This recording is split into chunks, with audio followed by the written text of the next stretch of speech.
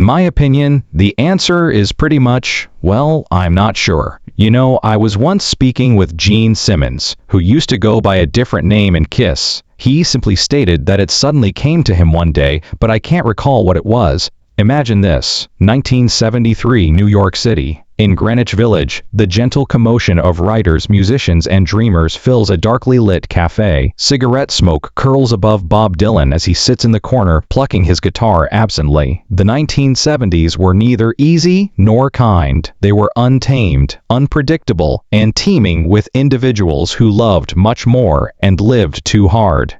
This decade was a time of reinvention for Dylan. 6 women, each brilliant, erratic, and dangerously unforgettable, were at the center of it all. It started with the mysterious poet Joni Mitchell, whose poems had the power to both hurt and heal.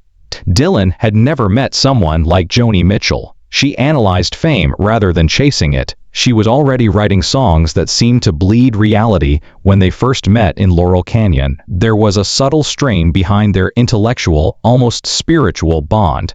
Unwilling to give up the pen, 2 poets circle one another. Dylan found Joni's candor fascinating, despite the fact that it was painful. They traded lyrics for long evenings, examining love as if it were a blessing and a curse. But he was afraid of Joni's independence. She was even more dangerous, since she was untamable. She left Dylan feeling both inspired and unfinished when she went. The lady who witnessed every aspect of him, the myth, the guy, and the mess, was Sarah Lown Dylan. In the rock circus, Sarah Dylan was not a member. She served as his haven, a peaceful haven amidst the chaos of celebrity. However, storms can cause even sanctuaries to collapse. The weight of Dylan's restless heart and his never-ending quest for an unnamed item weighed heavily on their marriage. While he disappeared into studios in search of the next flawless poem that could explain his agony, she supported him through the turbulence and raised their kids. She put up with his lack of communication, his walls of mystery, and his silences. Every loyalty, however, has its limit. When love burns for too long, it transforms from warmth into fire. Their house turned into a battlefield and a shelter by the middle of the 1970s. Blood on the Tracks, a confession written in pain rather than ink, emerged from that fissure. It was an autopsy of their relationship as well as a love letter. Every song reflected the beauty and suffering they had created together. Sarah was hazardous because she knew him too well, not because she destroyed him. She did not battle his inner problems. She lived longer than them. His words could never express what her quiet did, the essence of the Rolling Thunder phenomenon. And since it's not about nothing, I have no idea. This incident only occurred 40 years ago. She didn't leave out of rage when she did. It was done in silent determination, a reminder that sometimes the most painful losses are personal rather than public. She left behind an emptiness that roared louder than acclaim. Dylan would struggle to turn the silence into melody for decades. However, the sound was never exactly the same again. A different kind of fire entered Dylan's orbit as he wavered between heartbreak and reinvention. Simon Carley. Frank, humorous, and uncompromisingly honest. Every phrase felt like a spark, poised to ignite something lethal, and Carly Simon was the type of woman who could transform a conversation into a duel. The city was teeming with ambition when they first met in the recording scene in New York. Wet pavement reflects neon lights. In studios filled with smoke, musicians strive for immortality. It was disarming to have Carly around, her self-assurance like a velvet-wrapped razor. Dylan's myth did not enchant her. She broke it down. For the first time in years, Dylan felt both vulnerable and alive as her humor sliced through his barricades like glass. They had a fiery creative chemistry that clashed pride and genius. Every look was both challenging and alluring, and every talk felt like a game of chess.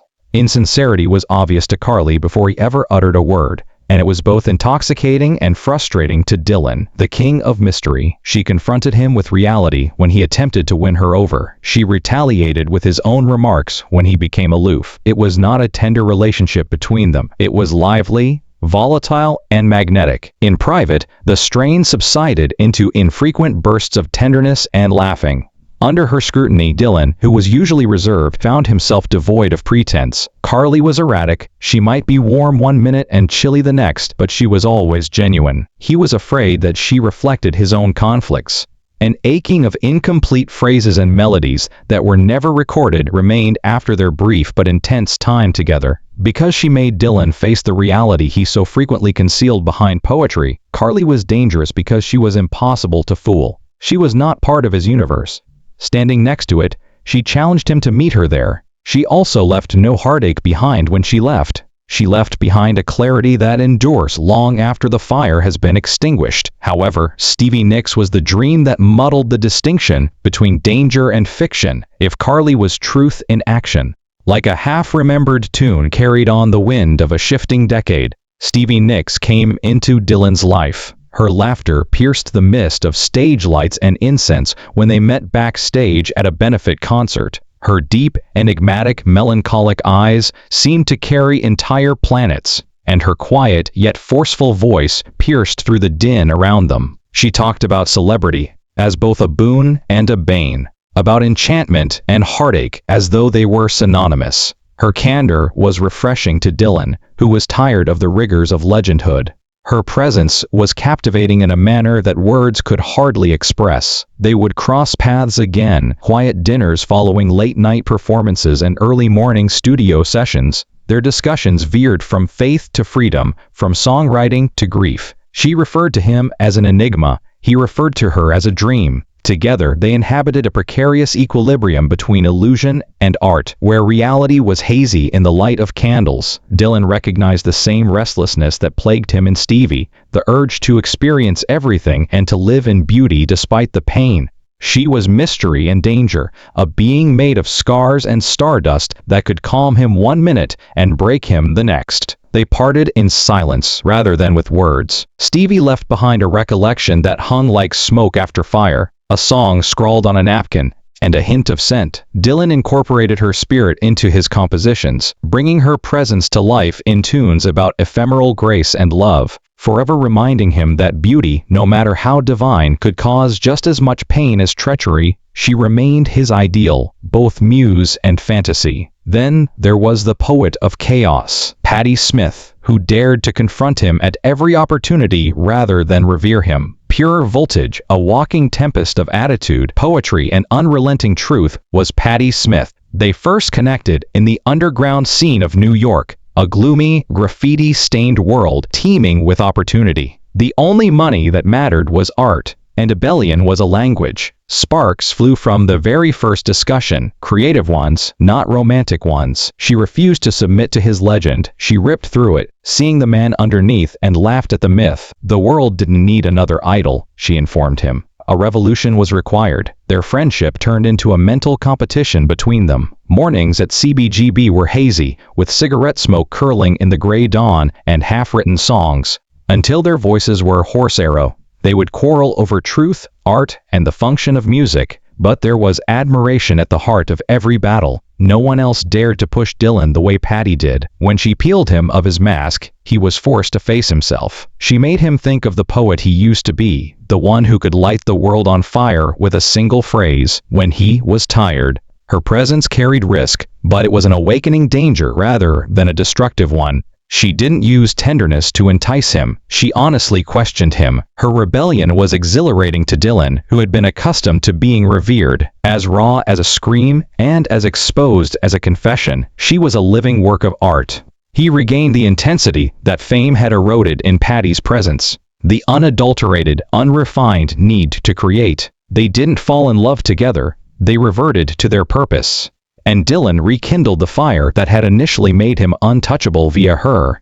The lady who had previously been his voice of reason and rebellion, Joan Baez, finally arrived. From the beginning, Joan Baez had been more than just a lover. She served as a mirror reflecting Dylan's contradictions as well as his genius. Their story, which started in the streets of the 1960s, was a symphony of romance and revolt. Additionally, it had changed into something far more intricate, piercing, delicate, and human by the 1970s.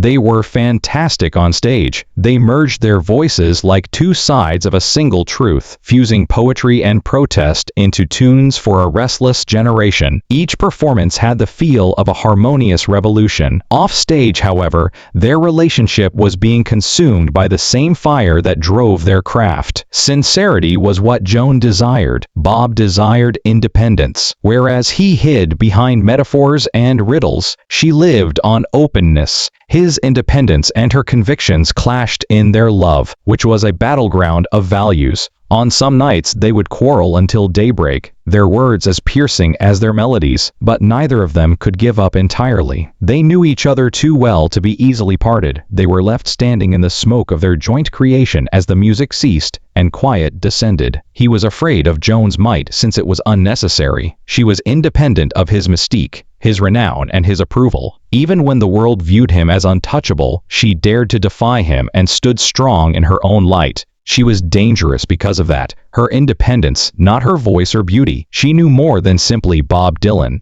Despite all of his shortcomings and genius, she still loved him. And she left him something he would never be able to get away from when she ultimately moved away. The reverberation of a melody that was impervious to time. 6 women who were more than just lovers had transformed Bob Dylan by the end of the 1970s. They were discoveries.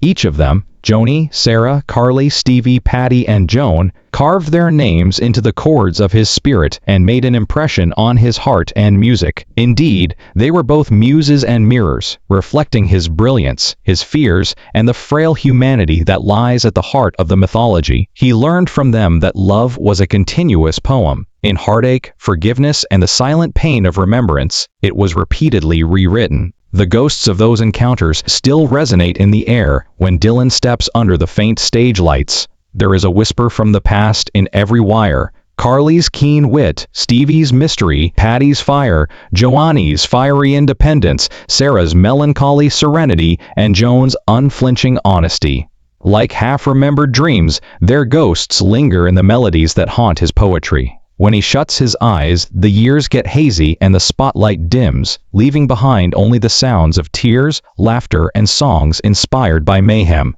His art was influenced by more than only the perilous ladies of the 1970s. They outlined his development. They transformed every heartache into harmony and every wound into wisdom, forging his soul in the furnace of love and grief. Dylan ultimately came to the conclusion that tranquility is never the source of the greatest inspiration. It is derived from the lovely ruins of love.